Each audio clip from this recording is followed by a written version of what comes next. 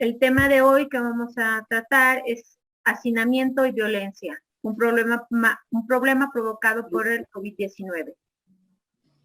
Como sabemos, este confinamiento al que nos ha sometido el COVID ha provocado que la convivencia familiar sea un tema delicado en algunas familias.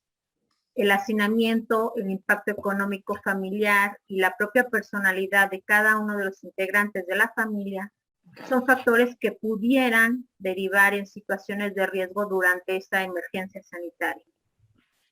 Permanecer en nuestras casas para realizar actividades laborales y convivir más tiempo con la familia, ya sean tus hijos o la pareja o los hermanos, con los papás o hasta con los abuelos, que también son los que forman parte de la familia, provoca problemas sociales, sanitarios y pues emocionales, ¿no? Que está mucho lo que es ahorita el estrés por estar encerrados o cuestiones de ansiedad.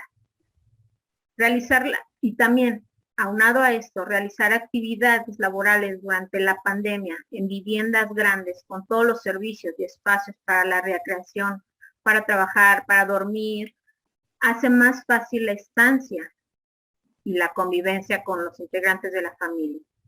A diferencia de habitar en viviendas pequeñas o en cuartos donde se tienen que realizar todas estas actividades, que es el trabajar, comer, dormir, estudiar, jugar con los niños, ¿no? Genera un problema emocional y ocasionan problemas como la violencia intrafamiliar. Para esto hay preguntas que dicen, ¿cómo se vive el hacinamiento las familias de menores recursos y muy vulnerables? ¿Qué sucede con las personas que viven en tan pocos metros cuadrados?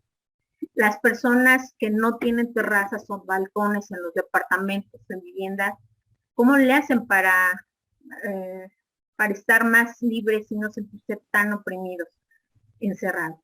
Estas y muchas interrogantes nos van a platicar nuestras invitadas del día de hoy.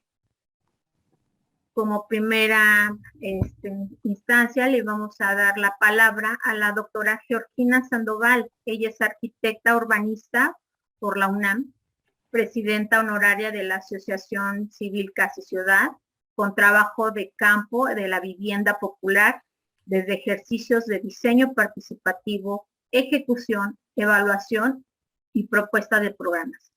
Y ha coordinado trabajos de consultoría en planificación urbana participativa. Les recordamos que pueden hacer ya sus comentarios, sus preguntas por redes sociales, Facebook, YouTube e Instagram. Y bueno, le damos la bienvenida y la palabra a la doctora Georgina. Buenas tardes, doctora. Buenas tardes, ¿cómo están ustedes? Yo antes que nada agradecer la invitación al arquitecto Iván Schutz.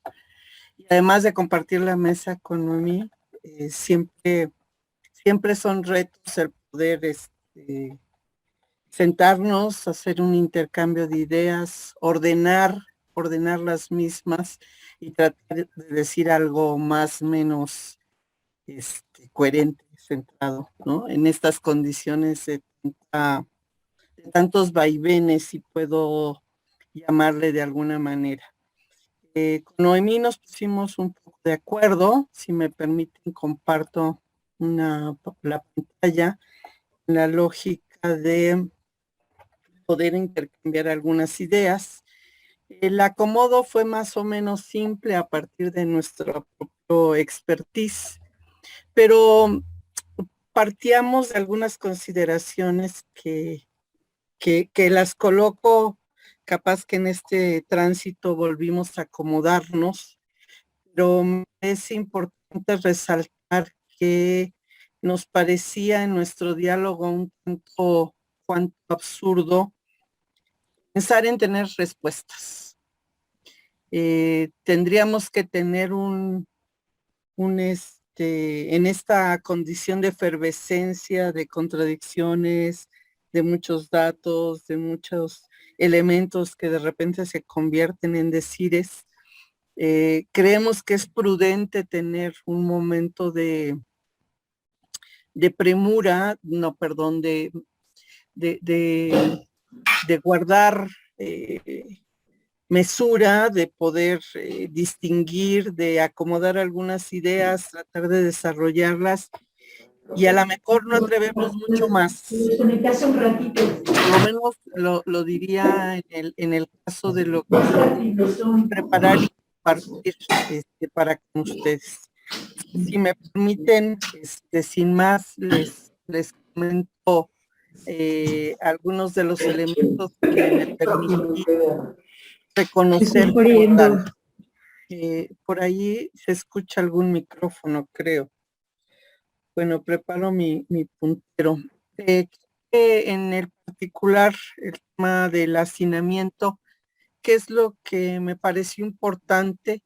Ya es por cuenta propia, ¿no? Para este conversatorio. Yo creo que se convirtió a final de cuentas, en un ejercicio de observación que ha pretendido estar documentada. Desarrollé 4 puntitos, espero estar soportándolos de la mejor manera. El primer supuesto es decir que pues el hacinamiento no es un tema nuevo. Con Noemí nos decíamos, más bien es un tema que se agrava en un contexto de COVID, y eso tiene que ver con algunas otras circunstancias que son bien prudentes. Lo primero sería referir a la circunstancia de algunas precisiones. Lo que dice algunos, por ejemplo, lo que dice la CONAVIA en su glosario, que está en este documento que es inmenso, aquí lo tengo junto a mí como un gran tabique en su código de edificación, pues que el hacinamiento es una cercanía excesiva por una sobreocupación de un espacio. Y sin embargo, Naciones Unidas se atreve a ir un poco más allá porque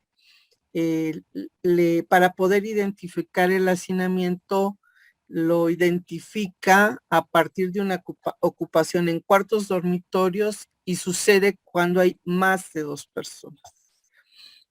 Y por su lado, CEPAL en últimos tiempos incluso nos ofrece una fórmula para calcular, pero mágicamente cuando decimos más de 2 personas, pues a lo mejor pueden ser 2.5 personas. Así lo llegó a decir en algún momento CONAPO. Y ahora la CEPAL ya está diciendo que entonces si son más de 2 personas, entonces son 3 personas. Esto que no es un simple juego, tiene resultantes evidentemente distintos si se aplican estas variables. Entonces podríamos entrar como en el primer paquete, me di a la tarea de identificar que sería una danza de números. A partir de este conjunto de circunstancias, pues se ofrecen distintos escenarios, distintas posibilidades, y rastreé algunas. Sin embargo, también hay resultados hoy del INEGI que me pareció prudente traer a la mesa, en tanto nos ayudan a documentar, observar el fenómeno. Me parece relevante de este cuadro y de la manera en que hoy INEGI nos entregó resultados, pues que se echa en el tiempo, se echa hacia atrás en el tiempo y nos permite una referencia comparada por lo menos entre los 3 últimos censos. Particularmente lo que me interesa de este cuadro del INEGI es destacar que hoy las viviendas particulares habitadas tienen un promedio de ocupantes de 3.6 personas. Eso quisiera decir entonces que quienes viven en una vivienda, por lo menos son 3.6 habitantes, y si en esta condición también de volver a comparar en el tiempo, pudiéramos identificar, tal y como lo planteé en esta referencia, de las viviendas particulares habitadas, ¿cuáles son las que tienen por lo menos un cuarto dormitorio? Tener un cuarto dormitorio en el universo general de la vivienda, pues desde la lógica que ya venimos compartiendo, implica que quienes tienen un solo cuarto dormitorio ya estarían en condiciones de hacinamiento. Y entonces lo que hago es precisamente lo que hizo el INEGI, estar comparando, estar generando este cuadro a partir de los datos de los diferentes momentos censales en el país. Quizás como números absolutos no me dice mucho, y entonces me atreví a hacer esta referencia que tiene que ver con los porcentajes entre el número absoluto y el porcentaje que esto representa. Al mismo tiempo que el número de viviendas crece, mucho más, el número de viviendas con un cuarto dormitorio también ha ido creciendo. Sin embargo, en términos porcentuales, pareciera que el número entra en un proceso de crecimiento. A lo mejor quisiera regresar un poco al cuadro anterior. Me parecía prudente que pudiéramos imaginarnos en estos 20 años distintas políticas de vivienda que tienen que ver con esta visión de que la vivienda tiene que ser la va a regular el mercado, o la posibilidad de incorporar más cuartos, hacer una política de vivienda a partir de construir cuartos rosas, cuartos que alivien al tema del hacinamiento hasta llegar a nuestra condición contemporánea, de la cual hablaré más adelante. Sin embargo, el tema del hacinamiento no es y la labor que se ha establecido no es un tema que haya como tal disminuido. Entonces, con esto quisiera llegar a la siguiente circunstancia de por qué incluso lo llamé la danza de los números, porque según el Programa Nacional de Vivienda de esta administración, identifica como un problema significativo el tema del hacinamiento, y sin embargo, mientras hace un momento, y según datos censales, estábamos estableciendo un hacinamiento de 11 millones de vivienda, en el caso del Programa Nacional de Vivienda señala que es de 1.7 millones de viviendas. Bueno, por eso, y si sigo en la danza de números, podríamos encontrarnos datos de distintos estudios en donde a partir del territorio y de las condiciones de determinados lugares se ubican condiciones de hacinamiento, y al final complicado ponerse de acuerdo, ni siquiera recurriendo a condiciones de tipo cuantitativa. Mucho más difícil será el asunto de carácter cualitativo.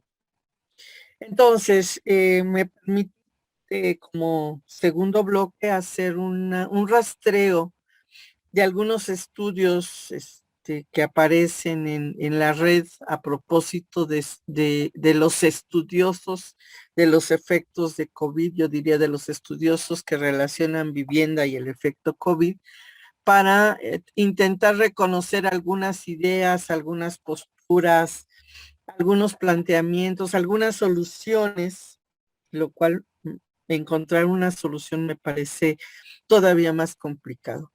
Entonces, ¿qué me encontré y que me pareció prudente sintetizar en esta lámina? Lo que pude encontrar es esta intencionalidad de seguir contando, de seguir generando indicadores de corte cuantitativo y de proponer índices compuestos, o otra cosa que también me pareció muy llamativa es pensar que el tema del hacinamiento solo es para la vivienda precaria. Se nos olvida en esta lógica de políticas públicas que se llegó a hacer vivienda de 35 metros cuadrados. y que seguramente los coloca en una circunstancia de precariedad, pero pareciera que se refiere también a los más pobres, a los que en donde no hay intervención de algún elemento, de alguna desarrolladora, por ejemplo, o de alguna referencia de política pública que relacionara la suma de subsidio junto con este financiamiento. Otro estudio hablaba del tamaño de la vivienda y su relación con el número de habitantes, y buscando propuestas me encontré un estudio a propósito de las relaciones entre la microbiología, la vivienda, el ambiente y el urbanismo. Entonces, bueno, comienza todavía a complejizarnos el escenario aún más. Pocos estudios de caso, de sitio, de territorio, en donde se vuelve a insistir en estudiar sitios con las peores condiciones de habitabilidad y de entornos urbanos, presuponiendo que justo por sus condiciones de entorno menos consolidado, por esa sola condición iban a tener una mayor circunstancia vinculada al COVID. También insistiré en que otra llamada de atención refiere a este estudio de vivienda, salud y aislamiento social. Salud entendería física, y aislamiento social también como un tema de salud psicológica. Entonces, desde mi opinión, son mucho más interesantes los estudios que están vinculando temas para poderse explicar un fenómeno, con todo y que nos muestran escenarios mucho más complejos para poder estudiar. Bueno, mi siguiente punto sería un seguimiento a los resultados de la política pública. Pronto nos darán datos de qué es lo que ha acontecido este último año. Será interesante seguirlos, pero los datos que nos vienen ofreciendo me parecieron interesantes. Uno toma de estas mañaneras sus cuadros de representación, y entonces resultan ser de muy fácil acceso para poder trabajar. Quiero advertir que si ven un cuadro de este tipo, es un cuadro de opinión que no venía en la presentación original. Entonces, si me permiten ver como tercer bloque esta circunstancia desde la perspectiva de una intervención pública. Me pareció importante traerlo a la mesa porque en el diagnóstico realizado originalmente se fija un porcentaje de hacinamiento. Ya no quisiera entrar en la danza de los números, es simplemente en este momento un referente de consideración para reconocer un diagnóstico de vivienda en el país. Y cuando se habla de la estrategia de autoproducción, claramente se está identificando un modelo financiero en donde con mucha claridad, a diferencia de otras administraciones, el recurso subsidio está claramente diferenciado del recurso crédito. El crédito es para los derechohabientes y obviamente para quienes pueden pagarlo. En tanto, el subsidio es un recurso directo a la población de menores recursos, de tal manera que a final de cuenta los que tienen crédito no tienen subsidio y los que tienen subsidio no tienen crédito.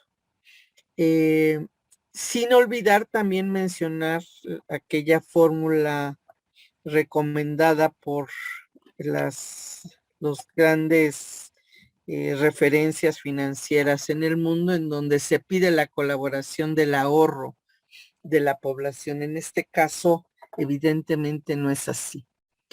También llamo su atención entonces a que el recurso, o más bien de la inversión y del número de acciones, el 58% corresponden a subsidios. ¿Por qué es interesante el dato? Porque estamos haciendo la siguiente, o estuve haciendo la siguiente correlación. En realidad, la estrategia de Sedatu Conavi para el tema de autoproducción de vivienda está trabajando sobre un suelo que ya es un asentamiento humano en posesión o propiedad. Y en realidad las intervenciones son sobre lo construido.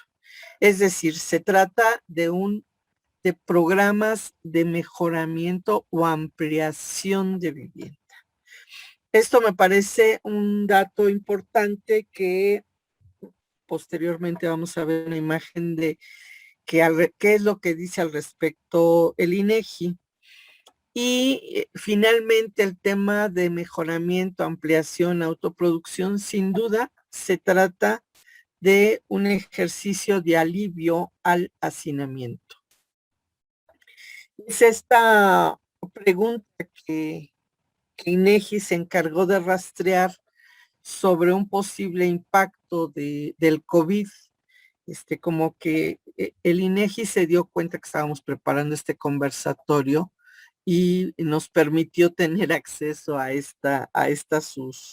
su informe, en donde lo que señala el rastreo que hicieron es que por lo menos el 26% de la población está identificando la necesidad de adaptar, remodelar o construir algún otro espacio de la vivienda, lo cual es también, ya había mencionado, compatible con un accionar de la política de vivienda, aunque se trate también de, hasta estos últimos años, de claramente una fuerte intervención en el programa de reconstrucción del país, que se ubica en el sureste del país, justo donde los problemas socioeconómicos también son muy fuertes. Bueno, y buscando y entrando con alguna nota hemerográfica, hay una serie de condiciones que tiene que ver, lo mencionaba el INPI, que la relación del hacinamiento como una circunstancia pareciera que afecta más a la población indígena. Si pudiéramos leer la nota, nos daríamos cuenta que al final está citando una condición de enfermedad, de otras enfermedades que cuando se juntan con el COVID generan resultados poco convenientes para la población. Entonces, me parece que bueno, a lo mejor era solamente una llamada más de atención. Bueno, y finalmente quisiera comentar algunas referencias que tiene que ver como cuarto elemento, con esto que a lo mejor hoy también estamos haciendo. Tenemos una ventana frente a nosotras que nos conecta con otros sitios, con otros hogares, a partir de lo cual también podemos tener apreciaciones.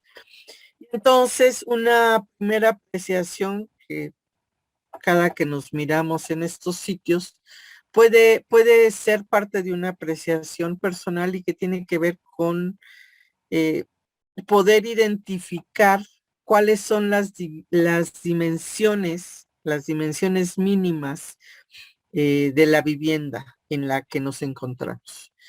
Y el dato que nos ofrece el INEGI otra vez es el tema de hoy podernos estar diciendo el número de metros cuadrados construidos y el número de metros de terreno en estas condiciones como tal. Y bueno, para el 28% de las viviendas tiene una superficie hasta de 55 metros cuadrados. Me encargué de hacer la operación para poder simplemente decir que estamos hablando también más o menos de 9 millones casi 10 millones de viviendas en el país con este tipo de condición. Cuando nosotros docentes, nosotros que queremos encontrarnos con alguien, ahora tenemos que trabajar utilizando este tipo de medios. Cuando nos reconocemos, queremos hacer un diplomado, una reunión de trabajo, un intercambio, lo que sea, tenemos que estar recurriendo a este tipo de referencias que me parece que nos dicen, nos dan información y nos permite a lo mejor especular sobre qué hay del otro lado de nuestro sitio. Bueno, por lo menos en el mundo de los estudiantes es muy común que nos pongan una foto en negro y el profesor tiene casi que pedirle que por favor le deje conocer su cara porque de otra manera, ¿cómo vamos a poder tener un intercambio? Hace no mucho escuché a un profesor que después de un año de cursos, de 3 trimestres juntos, un año, en la UAM, el alumno en su trabajo final se tenía que presentar y por fin abrió su cámara. Y la respuesta del profesor fue, por fin sé con quién he estado hablando un año después, ¿no? Esto que podría tomarse como una grosería también, pues de repente resulta que es normal y que alguien que no se quiere mostrar no le puedes pedir que se muestre. Entonces, bueno, es una forma también de querer comunicar. Otra condición es cuando somos un poco amables, en la condición ya sea de estudio, trabajo, intercambios, y por lo menos ponemos una foto. Hasta escogemos nuestra mejor foto para poder hacer este intercambio. Y también sucede que podemos poner un escenario en donde la foto de las vacaciones, la foto de algo que nos gustó se convierte en parte de algo preparado para hacer este tipo de intercambio. Pero lo que quiero llamar su atención es también cuando se convierte en un espacio mínimo, que nos permite imaginar qué hay del otro lado.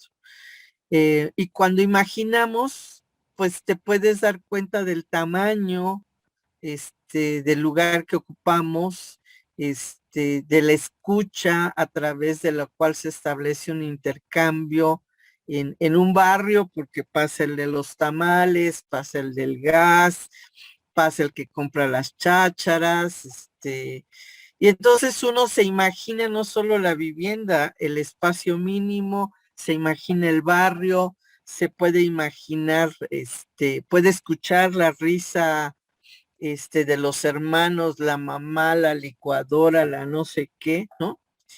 Y entonces comienzas a pensar sobre las condiciones en las que de otra manera nunca hubiéramos, ni siquiera se nos hubiera ocurrido imaginar. Entonces, efecto de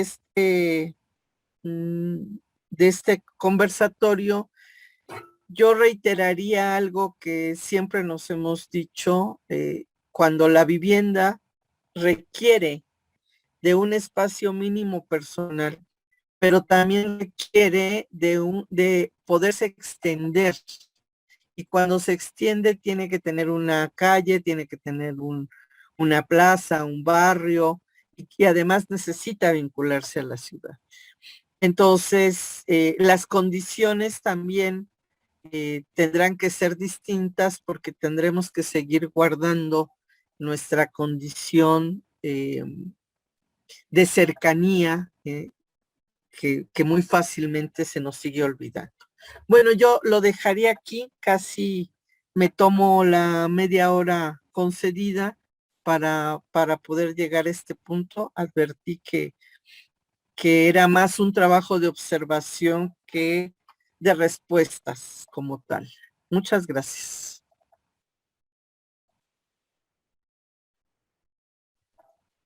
Muchas gracias, doctora. Muy interesante su reflexión, los datos estadísticos que nos mencionó y esta última parte sobre que todos nos estamos comunicando mediante estas redes sociales y que no saben exactamente qué hay detrás de esta cámara, ¿no? Muchos tenemos después la cámara apagada para que no vean todo lo que está pasando a nuestro alrededor.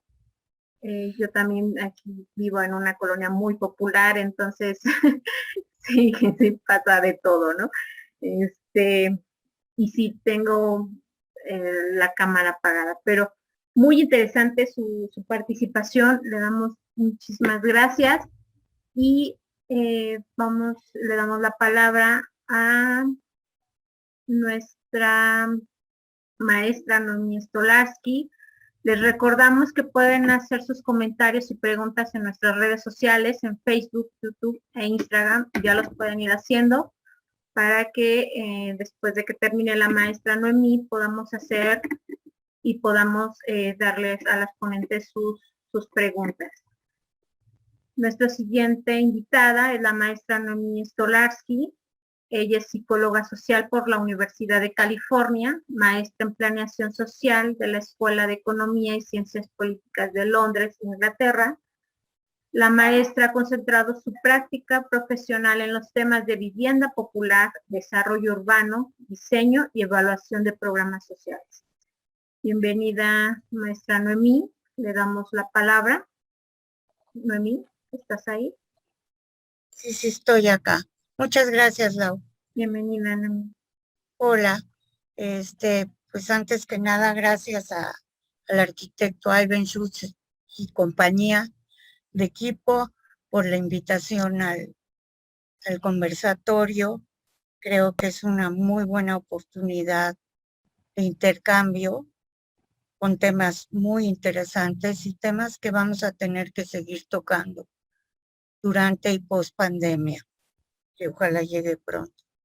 Y Geo, es un placer trabajar contigo, como siempre, y hacer este intercambio. ¿Me dan chance para compartir pantalla? Sí, Noemí, adelante. Uy, me van a tener que esperar un momentito.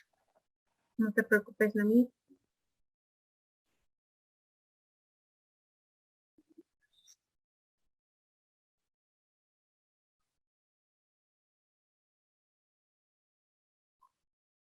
¿Se ve? Sí, Noemí, ahí está. Ok. Yo dividí la presentación en 4 capítulos, uno que les iré diciendo cada que brinque de capítulo. A mí lo que me movió al hacer un poco de investigación en el tema ya más abierto es que si hablamos, perdón, déjame ampliar esto. Si hablamos de violencia o hablamos de violencia interpersonal o violencia familiar, estamos hablando de exactamente lo mismo. Estamos hablando del uso intencional de la fuerza física para hacer un daño físico-moral, de hecho o como amenaza a otra persona o grupos de personas, que puede causar desde lesiones, muerte, daño psicológico y traumas de todo tipo. Si se fijan en las definiciones, todas tienen los mismos componentes. De manera que cualquiera que sea la definición, estamos hablando de un atentado a los derechos humanos, un problema social, un problema de salud pública y finalmente de un delito. Yo me centré en el desarrollo de la violencia familiar fui entrando a la violencia familiar, luego salí al contexto para regresar a la violencia familiar, en virtud de que son prácticamente intercambiables. Es muy importante puntualizar que la violencia familiar no discrimina, ocurre entre ambos sexos, todos los estratos socioeconómicos, religiones, razas, edades, preferencias sexuales y tamaños de vivienda, que se me olvidó poner, pero ahorita durante la plática de Geo me di cuenta que faltaba eso. Los datos que se presentan sobre violencia familiar son una subrepresentación de la realidad. Se estima que solo el 40% de las mujeres denuncian y son ellas las que más lo hacen y son las que más lo han hecho durante la pandemia. Entre los grupos vulnerables a las violencias, la mujer es la más propensa, lo que claramente responde a un crimen de género. En orden de importancia, va después de la violencia a la mujer, los niños de 0 a 17 años, los hombres, los adultos mayores y la comunidad LGBTTIQ y más. Estos datos son de 2016. Este es el segundo apartado. Aquí quiero ilustrar que esto ya viene de tiempo atrás. Esto no es ninguna novedad, como tampoco lo es el hacinamiento. En general podrán ver por los datos que a lo largo de su vida las mujeres son violentadas de manera física y emocional por arriba de un 40%. Perdón, y sexual de un 40%. Violencia física un 34% y 29% patrimonial. Y los datos de los últimos 12 meses no dejan de ser llamativos. En violencia emocional, 31%, violencia sexual, 23%, física, casi 13%, y económica o patrimonial, casi 18%. Datos de 2016. En los niños, en 2015 se reportaron 126,816 denuncias por violencia familiar. En 2019 llegaron a 210,158 casos. Lo importante es el alza, un 40% de acuerdo a Save the Children en México. De acuerdo con el informe de Coneval de pobreza multidimensional de 2008 a 18, de cada 2 menores de edad, 1 de cada 2 menores de edad se encuentra en situación de pobreza para acceder a una buena salud, nutrición, educación y vivienda digna. Y eso tiene que ver con lo que sigue.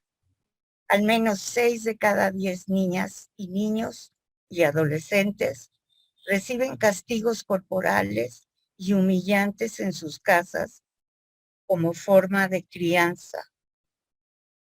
La violencia doméstica afecta a niños, aunque nadie los ataque físicamente. El simple hecho de estar expuestos a la violencia doméstica hace que sean propensos a tener problemas de desarrollo, trastornos psiquiátricos, problemas en la escuela, comportamiento agresivo y baja autoestima. Lo mismo ahora con los adultos mayores.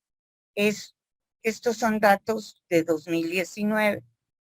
Según reportes del Consejo Ciudadano para la Seguridad y Justicia Esto es solo Ciudad de México.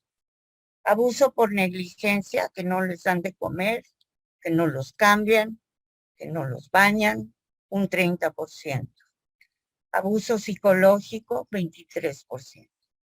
Físico, 21%, que son víctimas de delitos, un 14%. Y abuso patrimonial, que va desde que les quiten sus propiedades o sus pertenencias. ¿Quién agrede? Hijo o hija, un 55%. Familiares, cuñadas, primos, tíos, 15%. Esposo o esposa, 7%. No especifica 5, hermanos, hermanas, 4, cuidadores, 3. Durante la pandemia, el tema de cuidadores subió.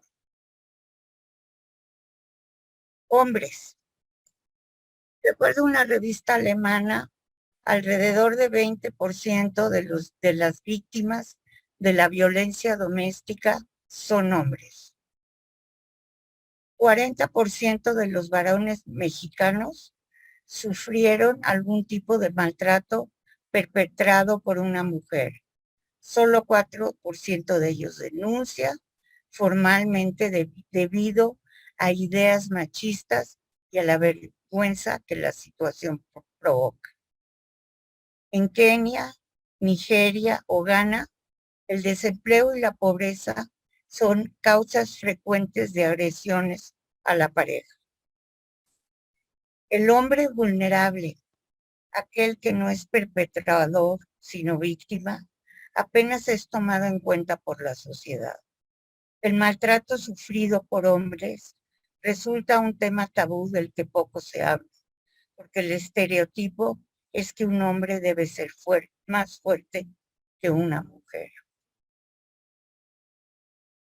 Pasamos a otro tema. ¿Cuáles son los factores de riesgo? Tenemos factores individuales, de relación, comunitarios y sociales. Entre los individuales van desde bajos ingresos o desempleo, consumo de drogas o alcohol, ira, hostilidad, aislamiento y creencia en roles de género estrictos y un historial de abuso. Entre otros, de los de relación, es el dominio y control de una pareja sobre otra, el estrés socioeconómico, separación de las parejas y relaciones familiares poco saludables. Comunitarios, pobreza, hacinamiento, bajo capital social, débiles sanciones comunitarias contra la violencia familiar y doméstica. Y sociales, normalización de la violencia, falta de sanciones a la violencia contra el abusador o abusadora, roles de género rígidos, control de los hombres o mujeres en la toma de decisiones, límites a la independencia de hombres o mujeres en la vida privada o pública. Y esto aplica de igual manera a la comunidad LGTB. Aquí hay unos recortes de periódico que hablan de distintas cosas en el país durante la pandemia. Crisis sanitaria, fallecen 3 por ataques, aviva la pandemia, violencia a niñas, mayor violencia en los hogares, matan a un periodista, México, migrantes desaparecidos, la situación del empleo, que es básicamente precario y que se busca. Ven poca prevención contra el abuso infantil, aumenta 30% embarazos de adolescentes tras pandemia, escala el homicidio en Zacatecas, solo el 60% de los subcontratados son vueltos a contratar, crece subsidio por pandemia, se dispara la violencia familiar en 5 meses. Y ahora sí, riesgos derivados del COVID que potencian la violencia familiar. Y están divididos por confinamiento y distanciamiento social, económicos y psicosociales. En el caso de confinamiento físico, hacinamiento, desalojos y cohabitación de más gente, incremento del tiempo de convivencia de los integrantes de las familias, de distintas edades, diferentes intereses y ocupaciones, lo que propicia creciente estrés intrafamiliar, confusión de espacios laborales y privados, temor a contagiarse o contagiar a su familia, incremento en rasgos depresivos, ansiedad, miedo, pánico, que se han intensificado durante el distanciamiento social, frustración, aburrimiento, económicos, pérdida de empleo de uno o varios miembros de la familia, reducción del ingreso, pérdida de prestaciones sociales, caída en los ingresos laborales que rondó en cerca del 25% del ingreso disponible de cada hogar, de los hogares, perdón. Psicosociales, aumento en el consumo del alcohol, en el caso de hombres en un 47%, mujeres en un 56%, que iniciaron consumo del alcohol 5.5% y no tenemos datos de reincidencia que debe ser alta. El alcohol se asocia con conductas temerarias y agresividad que pueden derivar en violencia social, familiar y accidentes. Uso y abuso de drogas. Confusión producto de diferencias en estilo, enfoque y contenido de los mensajes de las distintas dependencias de salud pública. Y llamo su atención a que quien publica esto no es el periódico nacional, sino The Lancet de Inglaterra. Los niños son frecuentes víctimas de abuso y testigos de violencia en el hogar, lo que lleva a problemas conductuales, síntomas emocionales, problemas de sueño y en general altos niveles de estrés. Estos afectan su desarrollo físico, socioemocional, lo que a su vez puede conducir a problemas de largo plazo. 5.2 millones de estudiantes no se inscribieron al ciclo escolar 2021 por causas relacionadas al COVID o por falta de recursos. 3 millones de estos son niños y niñas. El acceso de las personas mayores a los medios de vida, como el ingreso adecuado y las limitaciones a mecanismos de protección social, muestran que la pandemia es también una enfermedad de carácter social. Las desigualdades que ya estaban presentes antes del COVID se acentúan e incluso continúan. Entre enero y junio 2021 hubo un incremento del 24% en el número de carpetas de investigación por violencia familiar, revirtiendo la tendencia a la baja del delito.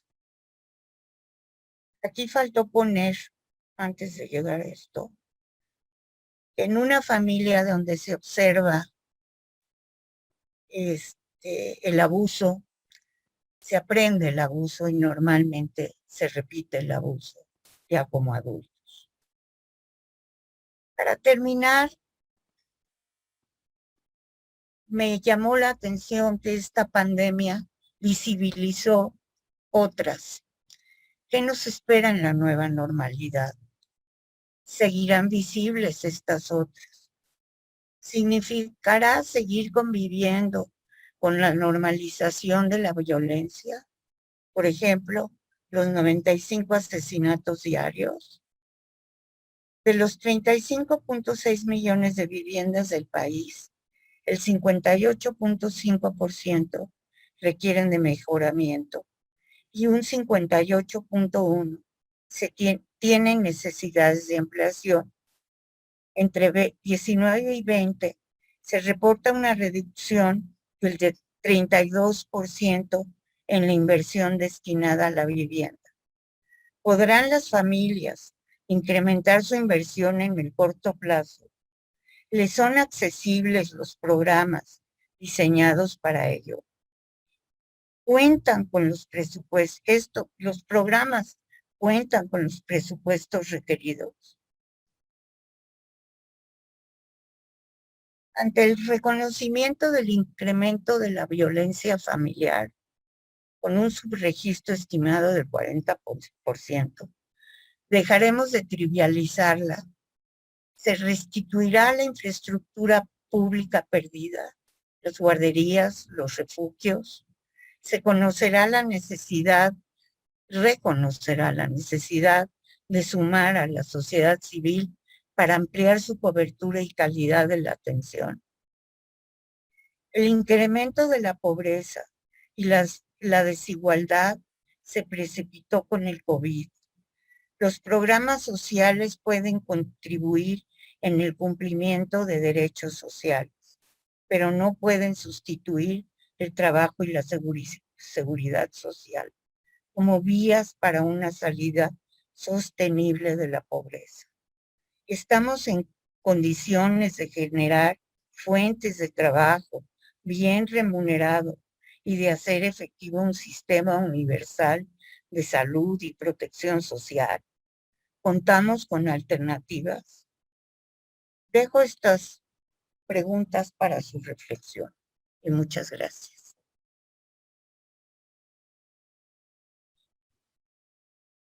Muchas gracias, Noemí. Nos diste datos muy interesantes sobre la violencia familiar, interpersonal, este porcentaje tan alto en adolescentes embarazadas. Ahí están mis perros, que era lo que estábamos diciendo hace rato platicando con Geo. No sé si lo escucharon, mis perros. Ahí andan mis perros. Y de las carpetas de investigación, que cómo están subiendo este porcentaje de mujeres, pero que también lo están pues, denunciando, ¿no? Es muy interesante. No sé si alguien tenga alguna pregunta de los asistentes que están conectados. Luis David, si tenemos alguna pregunta, comentarios en redes sociales para nuestras invitadas. Luis. Aquí hay una de Ligia. Sí, es lo que estoy leyendo a la arquitecta Ligia. Dice, gracias por sus intervenciones. Lo descrito es aterrador y desmoralizante.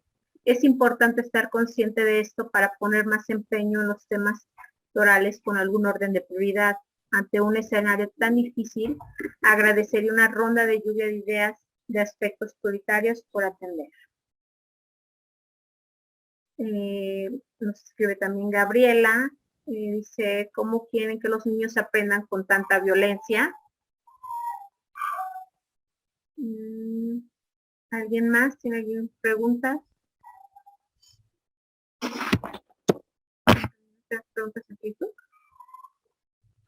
Tenemos dos preguntas en Facebook. A ver, permítame. Y de las carpetas dice Jasney, escribe en Facebook y nos pregunta para nuestras invitadas. ¿Puede ser que no era considerado hacinamiento antes del confinamiento porque la gente hacía su vida parcialmente afuera y ahora cuando toda la vida se desarrolló en un departamento de 50 o 60 metros cuadrados, ya se podría considerar hacinamiento una habitación no dormitorio utilizada para varias actividades virtuales o físicas por dos o más personas? ¿Cómo entra aquí la promexia? Nos preguntan en Facebook, Jasney. Perdón, ¿cómo entra aquí? ¿Qué? ¿Cómo entra aquí la proxemia?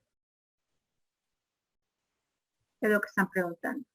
El arquitecto Roberto, ¿cómo le quita la manito? Sí, Sí, arquitecto.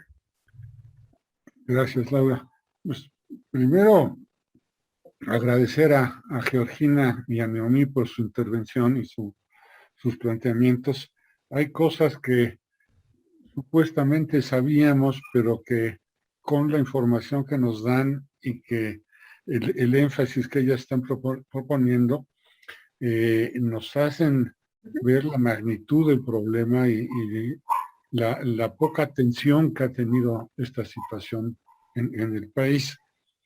A mí me gustaría mucho, y yo creo que esto es motivo de investigaciones posteriores, vincular el tamaño de la vivienda con la situación externa de la vivienda. Es decir, es muy obvio que esta situación de la población al interior de la vivienda cambia en función del tamaño. Es decir, si para poner los extremos, ponemos un ejemplo de vivienda residencial que tiene 300 o 400 metros cuadrados de construcción y tal vez 2,000 o 5,000 metros cuadrados de terreno, es evidente que en esta vivienda prácticamente no se requiere el espacio público. Esta vivienda es autosuficiente y tiene también el espacio para la recreación y las posibilidades de gozar de un ambiente adicional.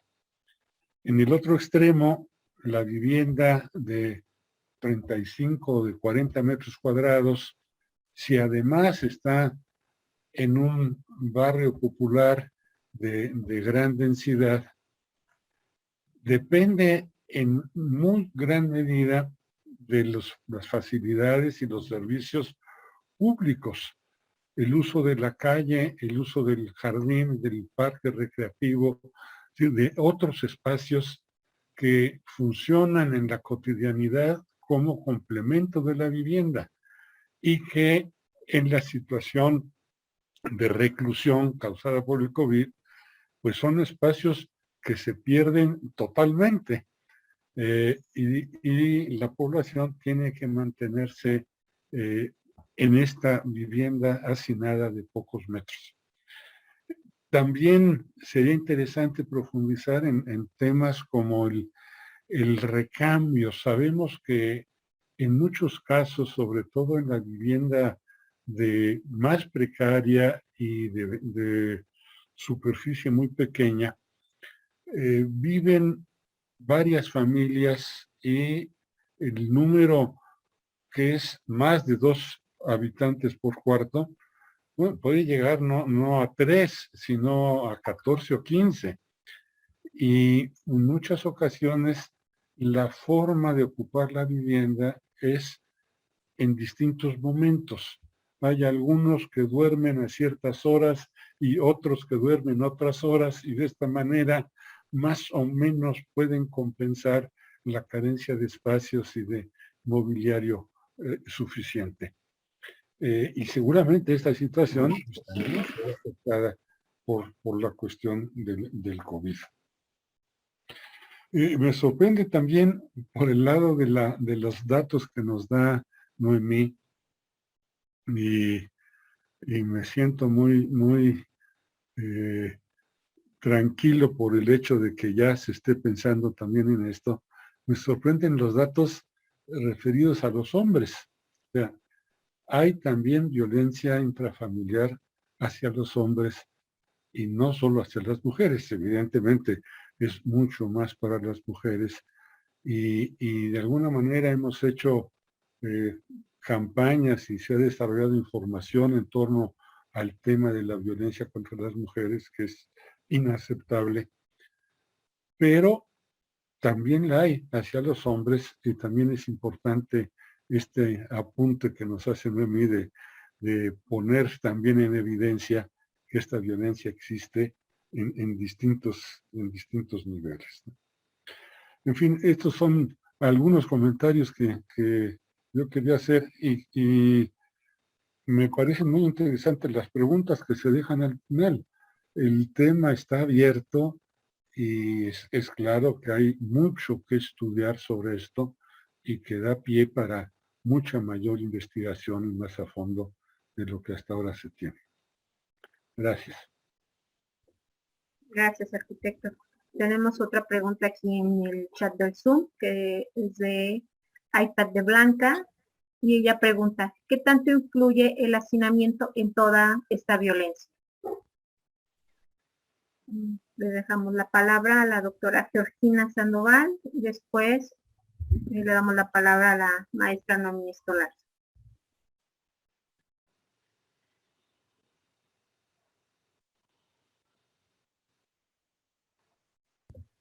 Georgina, tienes apagado tu micrófono.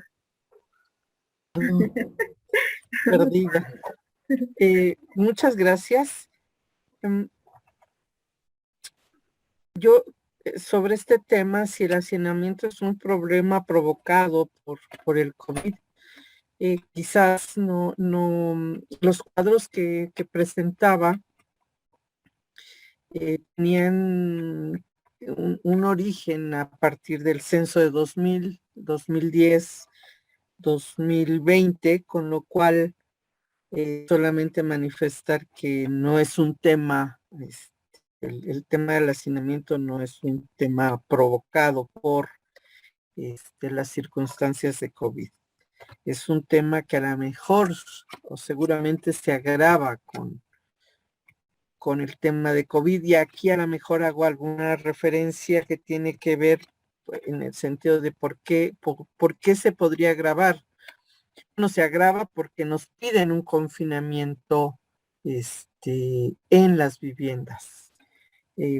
Por ejemplo, en algún momento aquí en mi casa, una de mis hijas decía, no salgas a caminar, ¿cómo se te ocurre salir a caminar? Pues solo voy al parque a caminar, ¿no? No, no lo hagas, te puedes enfermar, ¿no? Te puedes, o sea, nos llenó de susto, pero esto me da pie y pauta para hacer este énfasis en el que Roberto también está retomando. Si la vivienda tiene dimensiones pequeñas, una plaza, el servicio en el comunitario, un lugar de esparcimiento, el parque, nos relacionan de otra manera con ese, es como si tener la vivienda ampliada. La vivienda donde te encuentras con otros, donde te sientas a escuchar y a mirar, algo que a mí me sorprendía del periodo más complicado de la pandemia, donde mucha gente efectivamente se guardó, es cuando salía, me tocaba hacer las compras, ir por las tortillas y de repente escuchaba los pajaritos, ¿no? O sea, eso que se nos había perdido porque el ruido de los autos no permitía de repente decir, pero si hay pájaros.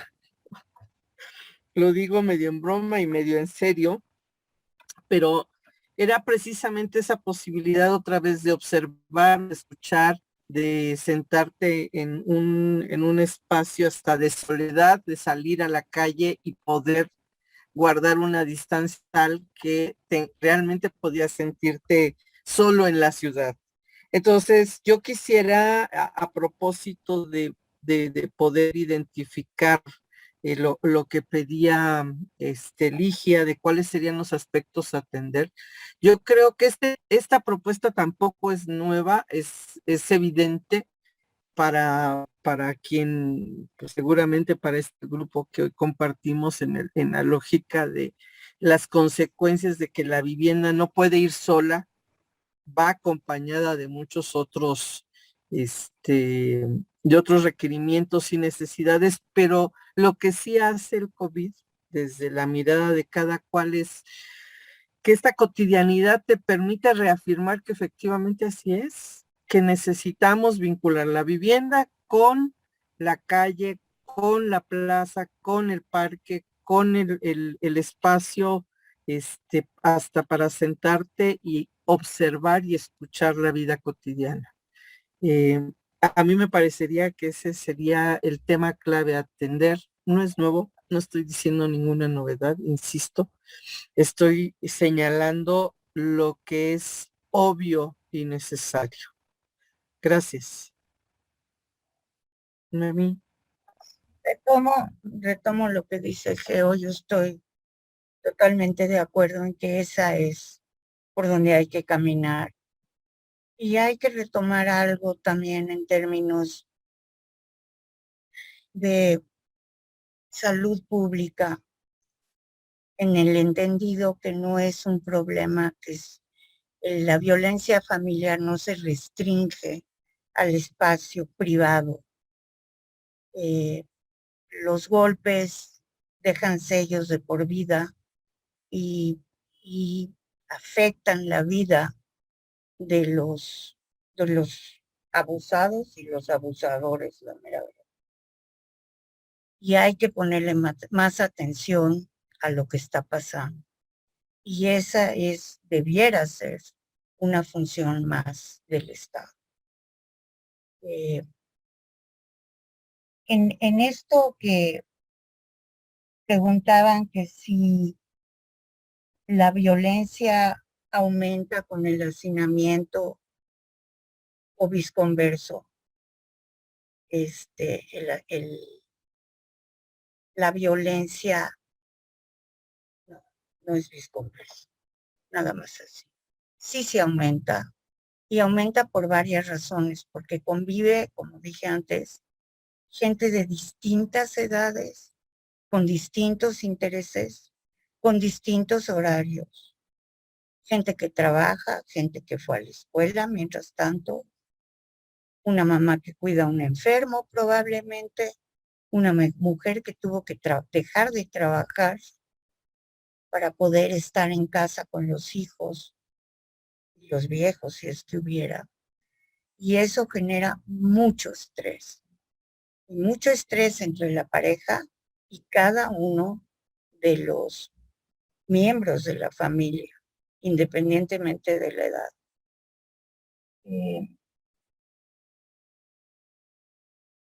Preguntaban que si también se genera proxemia.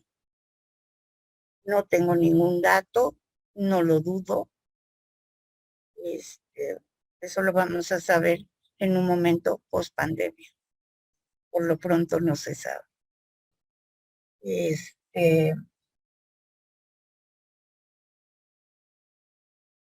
Dije, a mí me parece muy difícil ser positiva. No sé ni qué decirte. Pero fuera de que hay que atender la vivienda y el hábitat como una parte integral de la vivienda, del hábitat, no se me ocurre otra cosa. Pero lo que es cierto es que tenemos muy abandonado este tema, y por más esfuerzos que se han hecho públicos de organizaciones sociales, no acabamos de abatir con estos problemas, sobre todo en la vivienda de la población de menores ingresos. Esto no excluye a la población de mayores ingresos y grandes casas de 300 metros y 5,000 de jardín. Igual se golpean, igual se abusan, igual hay impactos de esto.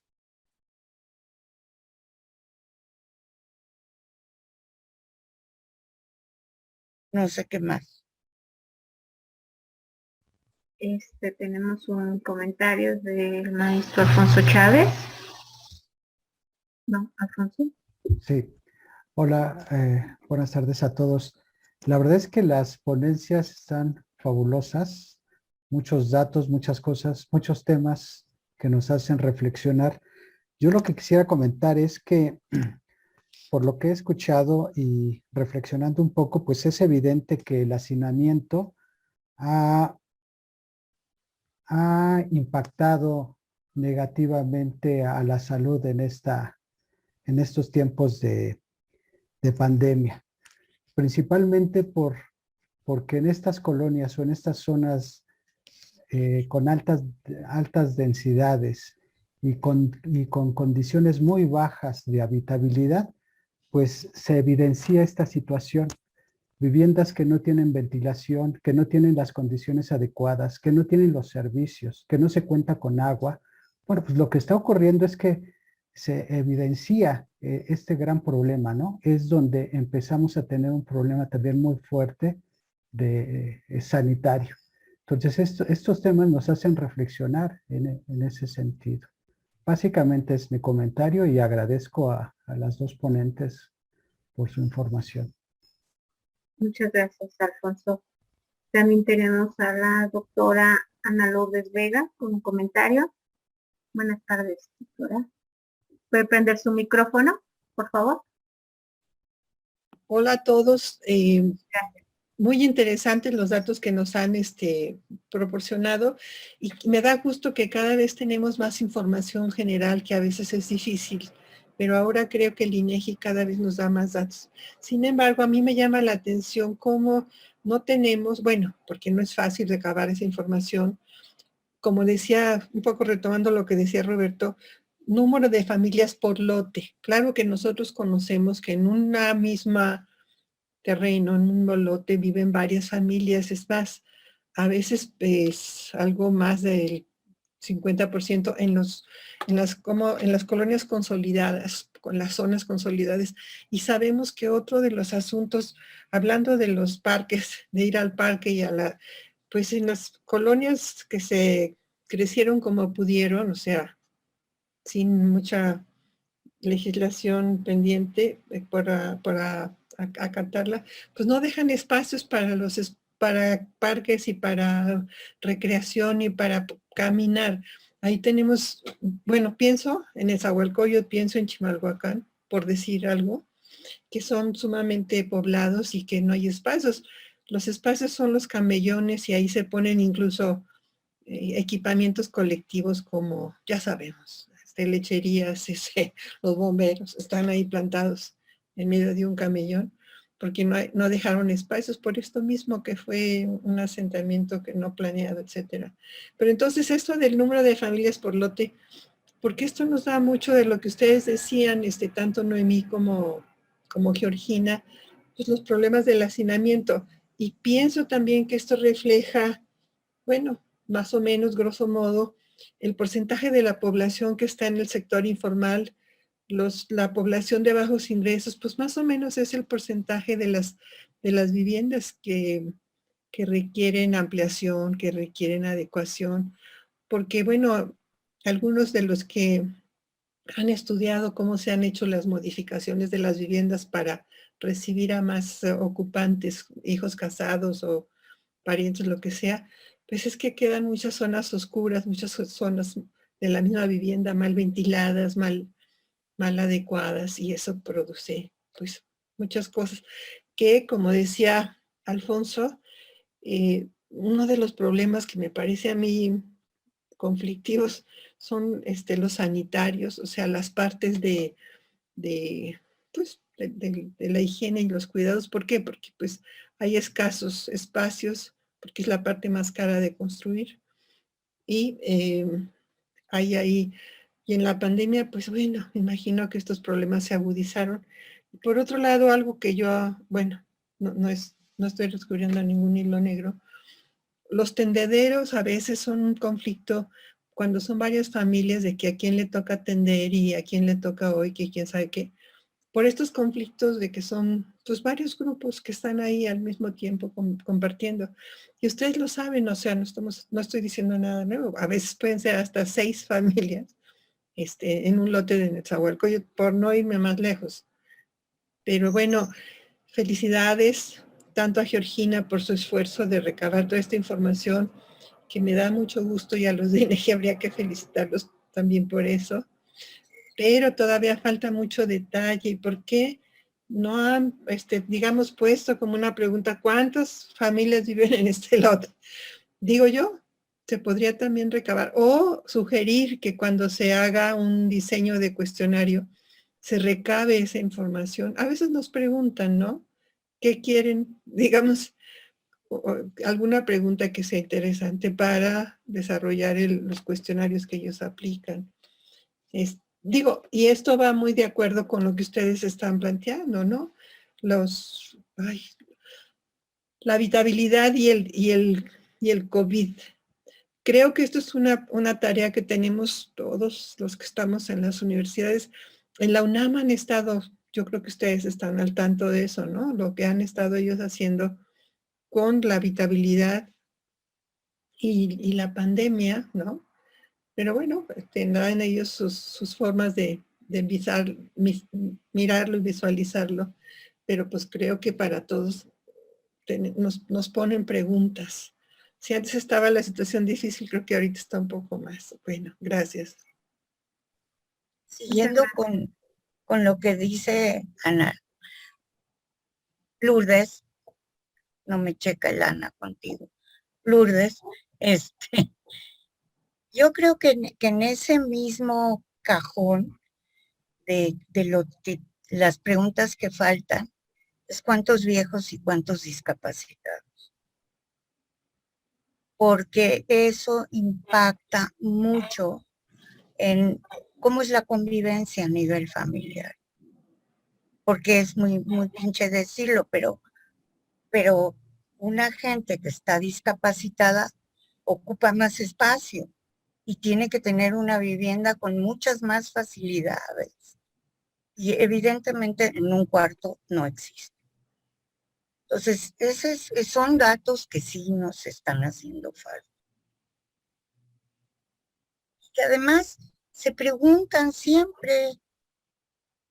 Lo que pasa es que no consolidan el dato. A mí ese dato sí viene en el resultado que dio recientemente el INEGI Vivienda. Sí, Ok, bien, ok. ¿no? De los dos, viejos y Viejos y con hacinamiento. Y digo, perdón, viejos y discapacitados. y discapacitados. Okay. ¿Sí? Yo quisiera referirme a lo planteado por Alfonso, porque insistiré en pensar que el tema del hacinamiento no es solamente para la población que vive en situaciones de precariedad. Sí. Yo creo que también es un tema para clase media. Y doy un dato que prometan que ahora que se salgan y transcurran por la ciudad, por favor fíjense en la cantidad de edificios nuevos que no tienen cubos de iluminación. ¿En qué notas que no tienes cubos de iluminación? Bueno, pues que para poder orear la ropa y que no se apeste, la tienes que salir a colgar al balcón, porque de otra manera la ropa va a tomar otros olores. El otro dato de que es evidente que no hay cubo de ventilación es cuando le tienen que hacer una especie de nicho de nicho para poder bajar los tubos de drenaje, porque no hay otra manera de hacerlos bajar, ¿no? Y entonces te das cuenta que no tienen cubo de iluminación para poder aprovechar lo más que se pueda el suelo caro de la Narvarte, de la Doctores, de la Ciudad Central, ¿no? Y evidentemente también la oferta que se hace siempre es entre 1 y 2 recámaras. A veces sucede que uno piensa que compra una vivienda a alguien que es una persona sola y entonces le queda bien una recámara, pero lo que no sabe es si en el tiempo va a poder comprar otra cosa, si se va a hacer de una familia que va a comenzar a crecer e inmediatamente van a estar en condiciones de hacinamiento, y estamos hablando otra vez insistiría, de la clase media y de la ciudad central, de la ciudad servida. Gracias. Sí, de acuerdo, Georgina. De hecho, los departamentos que ahorita se están ofertando son de 36 metros cuadrados. No vamos lejos. En la colonia Roma, así están funcionando. Son complejos que tienen 300 viviendas de 36 metros con esas características. Sí, totalmente de acuerdo contigo. Ujú. Son más pequeñitos que los de la reconstrucción. Que renovación habitacional, que por Eran lo menos 42 42, 44 y 2 recámaras. y 2 recámaras. Tenemos 2 preguntas más del chat de Facebook. Panquecito Bichis les hace un comentario y una pregunta. El hacinamiento considerado desde el contexto urbano social, las dimensiones de la vivienda, cuando antes del COVID-19 se consideraba habitación dormitorio, las dimensiones de la vivienda, llámese usuarios, familia, la ocupación de cada integrante, edad, enfermedad, discapacidad, lo que mencionaba, violencia intrafamiliar. La pregunta de ella es, ¿cuál sería la solución a mediano y largo plazo con respecto al hacinamiento y la nueva normalidad? En términos urbanos, gubernamentales, sociales y reglamentarios. Su pregunta es muy, muy amplia. Viene un poco la bola de cristal. Sí. ¿No? Y la segunda pregunta que mencionan aquí en Facebook es de Mila Manson. Y ella pregunta, ¿cuáles son las alternativas o cartera de programas a los que se puede acceder para mejorar la calidad de vida a través del DHVA en un contexto de pandemia? No sé a qué se refiere, perdón, el DHVA. Si nos está escuchando en Facebook, que nos pueda decir. Tenemos a Ana González aquí en el chat del Zoom, quiere hacer un comentario. Ana González, bienvenida. Ay, muchas gracias, Laura, primero por darme acceso a este espacio y un saludo muy grande a Noemí y a Georgina. Me da mucho gusto estar aquí con ustedes, a todos también en su conjunto. Solamente comentar, y a lo mejor me regreso a un punto que en los últimos diálogos que hemos tenido con la gente de organizaciones en unidades habitacionales, en asentamientos precarios, pues esta tipología de vivienda queda muchas veces fuera, digamos, del aspecto general, ¿no? de análisis, y son contextos bien diferentes, digamos, a las colonias populares o a las colonias en general, en las ciudades me refiero. Y este tema de las unidades y el hacinamiento y los asentamientos precarios, justo comentábamos que no hay datos, ¿no? Simplemente no hay datos de cuántos asentamientos precarios hay en la Ciudad de México por lo pronto. Y luego nos regresamos a qué afectaciones hubo por COVID, porque están como metidos en todo el tema por colonia. Entonces es un punto importante.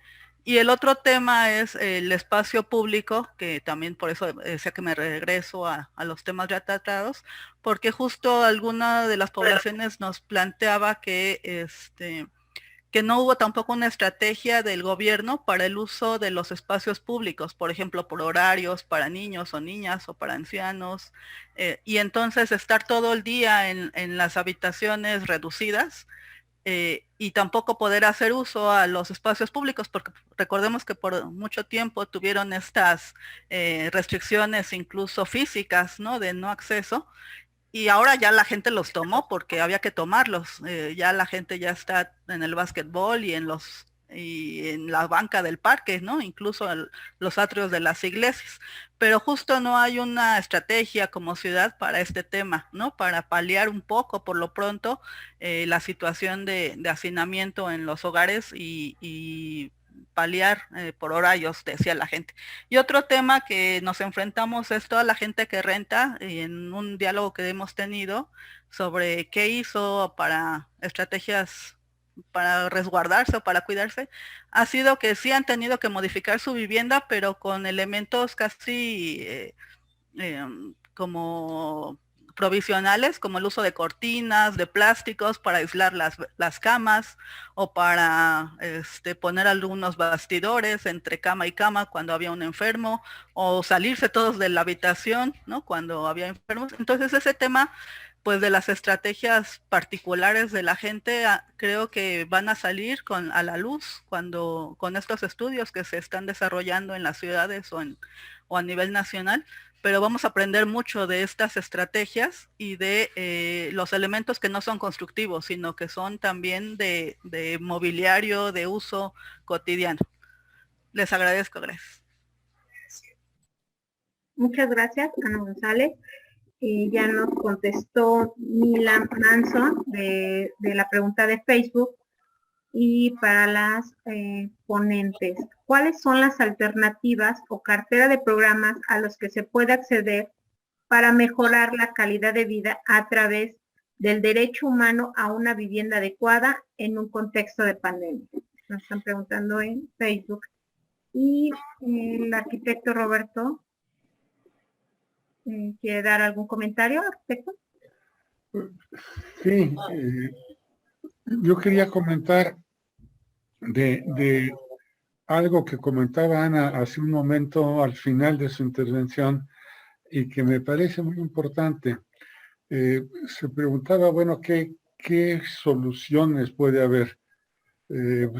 Hablar de soluciones siempre es muy difícil en cosas de este tipo, y habría que ser muy cuidadosos de pensar en que no hay soluciones de fondo. Es decir, las soluciones reales pues están en las fallas estructurales del sistema. Si hay que modificar las condiciones, el acceso al empleo, las posibilidades de ingreso para las familias, los servicios de salud, en fin, hay una serie de medidas que a nivel nacional debieran responder para mejorar estas condiciones. En el ámbito de la vivienda, yo creo que un tema importante está en la cultura del aprovechamiento del espacio doméstico. A mí me sorprende, si vemos experiencias en Europa, por ejemplo, en el caso de Holanda, las familias viven en espacios muy reducidos, y estamos hablando de familias de clase media o media alta, profesionistas, que viven en espacios tal vez menores a los 40 metros cuadrados, pero con una cultura muy distinta, en donde el aprovechamiento del espacio es mucho más, yo diría, avanzado.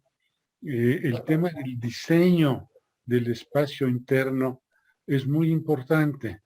En nuestro caso, arrastramos una cultura entre que mezcla la tradición y las costumbres impuestas por la publicidad. Y entonces, en la vivienda de 39 metros aparece el ropero de la abuelita, que lo teníamos y que difícilmente permite que quepa una cama porque ocupa todo el espacio, o un sofá de estos de 3 piezas de terciopelo rojo, que igual se pueden sentar 3 personas, pero en 3 sillas ocuparían muchísimo menos espacio. Otras cuestiones de adaptación, de camas que se pueden desdoblar y bajar en la noche, mesas igual que se desdoblan o se guardan, cosas de diseño que pueden ser muy elementales, pero que pueden mejorar, no resolver los problemas de fondo, pero sí mejorar las condiciones en que se aprovecha el interior de las viviendas.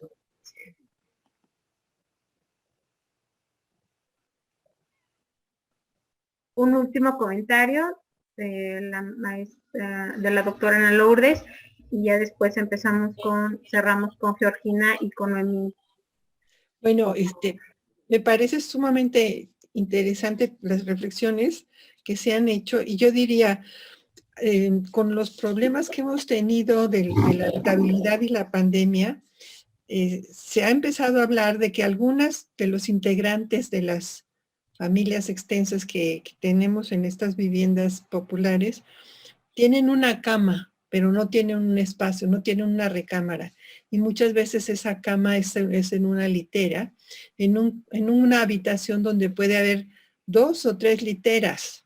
Entonces, bueno, eso es, por un lado, esta cuestión de que es otro, digamos, concepto. Y hay también con esta pandemia los que han tenido que dejar de rentar o dejar la casa que tenían y irse a la casa de los papás. Y eso pues lo hemos visto hasta con los alumnos o alumnas. Una alumna que me decía, bueno, es que ahora pues me tuve que venir acá con mi hermano y ahora tengo nomás aquí un espacio junto a las literas, ¿no? Para poner pues yo me imagino una mesita como un escritorio, etcétera. Pero bueno, esto es solo un ejemplo porque esto se está repitiendo, ¿sabes? Y vemos por todos lados en la ciudad, bueno, yo creo, se vende, se renta. ¿Por qué? Porque mucha gente ha tenido que desalojar lo que tenía y irse. Creo que todos, bueno, varios de nosotros hemos tenido esta cosa de saber de gentes que se tienen que ir. Y esto nos está hablando del hacinamiento, que bueno, ustedes están hablando de los grandes datos generales que se tienen a nivel global, pero que esto pues también es como, bueno, una muestra de las repercusiones de la situación por la que estamos pasando y sus repercusiones en la habitabilidad. Muy bien, gracias. Muchas gracias, doctora. Georgina, Noemí, con sus comentarios cerramos el... Sí, o sea, podríamos seguir en el tema de preguntas-respuestas. A lo mejor algunas reacciones a las preguntas hechas. Yo creo esta pregunta del derecho humano a la vivienda adecuada y los programas que podían ayudar a el tema, pues capaz que mi primera reacción es que lo que se hace aún no es suficiente. Y el primer conflicto es el tema del suelo. Hace muchos años que no hay un programa que vinculado a vivienda haga un financiamiento del suelo. Y ese es el primer obstáculo. Y si tienes suelo, el camino que ha emprendido el gobierno federal está muy vinculado a la autoproducción, al mejoramiento y ampliación de vivienda en las zonas más complicadas, históricamente más complicadas.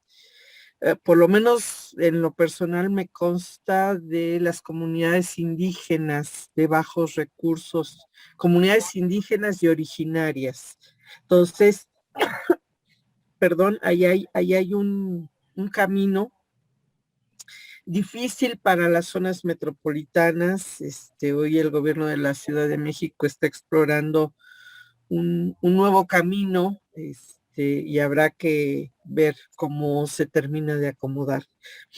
Y lo que dice Ana González de Copevi, yo creo que el Programa General de Ordenamiento Territorial que está ahorita en revisión tiene un diagnóstico con muchísimos datos e información para el caso exclusivamente de la Ciudad de México, e identifica las circunstancias, por ejemplo, no le llama asentamientos precarios, sino asentamientos humanos informales, de los cuales identifica 900 en suela de conservación. Si eso es sinónimo de asentamientos precarios, bueno, pues sería a lo mejor un primer indicio. Hay que revisar ese documento, entre otras cosas, porque también está hablando de estrategias, y una de las estrategias que está enmarcando tiene que ver con la vida de barrio, de la cual estábamos mencionando. Si bien la vida de barrio o un plan de barrio no te resuelve el problema de la planeación sustentable de la ciudad, sí te establece un conjunto de parámetros y posibilidades, me parecería de sumatoria, ¿no? Entonces, en esa lógica de discutir también ese documento, yo creo que nos hace falta el tiempo para poder leer más de 500 cuartillas de documento y poder también hacer algunas de algunas de las propuestas. Y, y, y bueno, sin más, pues nos falta todavía como muy por documentar. Yo creo que la parte que puede ser muy interesante de documentar tiene que ver con lo cualitativo, con los estudios de corte cualitativo en el ámbito del COVID que nos posibilite alguna circunstancia. Lo dejo aquí. Muchas gracias por su atención. Muchas gracias, Cristina. Mami.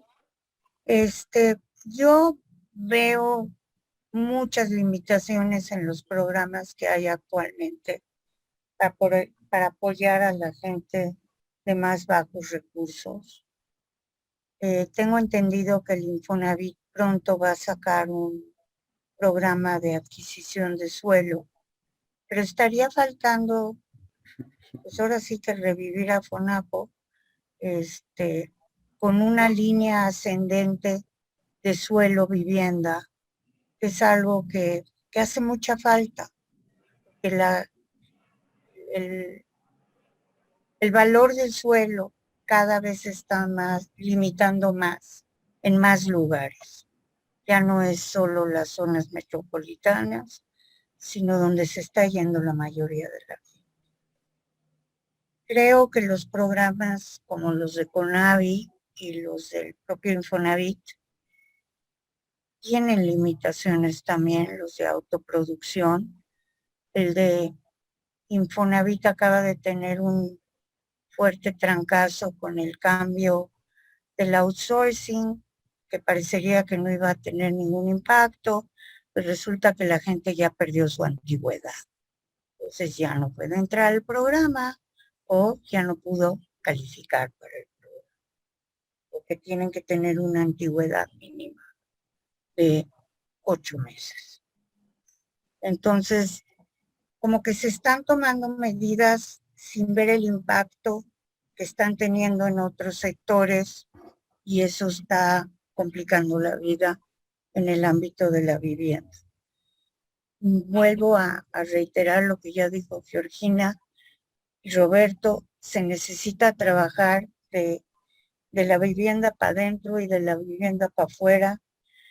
Yo recuerdo mucho en la reconstrucción de 85 había letreros en la calle que decían: se venden muebles tamaño casa renovación. Pues sí, así era, porque sí, la consola más el armario de la abuelita, pues ya era toda la casa. Acostumbrar a la gente a vivir con una cocineta y no una cocina. Son cosas complicadas. A no tener tendedero, como dice Geo. Eso fue un pleito terrible en Renovación. Se acabó poniendo tendederos. Hay cosas que puedes cambiar, hay cosas que no puedes cambiar.